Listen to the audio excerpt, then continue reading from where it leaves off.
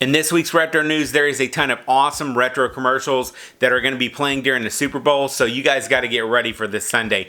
Also, it was announced that Beast Wars has a movie that's going to be made, and Lethal Weapon 5 was finally announced, and we have a ton more reboot and other news to talk about, so don't turn that dial. What up to my peoples, and welcome to Retro Crunch, your go-to source for retro pop culture and news. So it's Super Bowl weekend, and although I don't really have a team to root for in the game, there is a ton of retro Super Bowl commercials that I'm really looking forward to. And if you haven't already seen them, there's some that already got released, and there's more to come. I've already seen that Bill Murray, he has a Groundhog Day Jeep commercial, and that one looks like it's pretty good. Also, there is a Shining spin-off Mountain Dew commercial, and MC Hammer has a Cheetos commercial that explains where he got the idea of the song You Can't Touch This. And my favorite so far is there is a new Walmart commercial that's a throwback to a bunch of cool movies from the 80s. I'm hoping that we get a few more during the game, and I'll link to the ones that I already know about down below.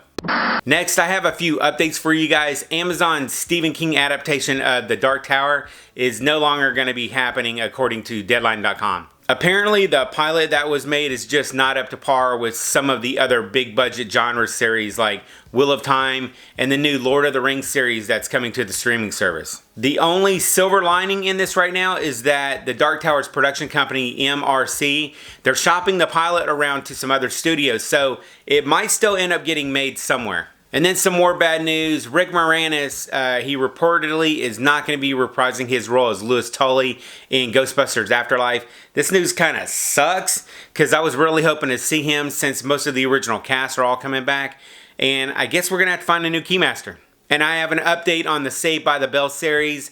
Zach Morris has a son, oh my god, and his name is going to be Mac Morris. Also, Jessie Spano, she has a son, and his name is going to be Jamie Spano, and he's going to be the captain of the Bayside football team. Now, I want to say something that some people might not like. There is a lot of controversy that is going on about the new show, and people are saying that it's woke, just because there's some people and elements that are really progressive in it, and I get that. But for me, I'm going to wait till it comes out and judge it for myself. I enjoyed all of the previous Saved by the Bell shows, and I'm really hoping that this one's going to be good as well. And I hope you guys give it a chance too. And there is one more update. The Little Shop of Horrors remake that was announced way back in 2016, it's finally starting to take shape a little bit. They are doing a casting call, and earlier reports say that Taron Egerton and Scarlett Johansson are maybe going to be in the leading roles, and that sounds awesome.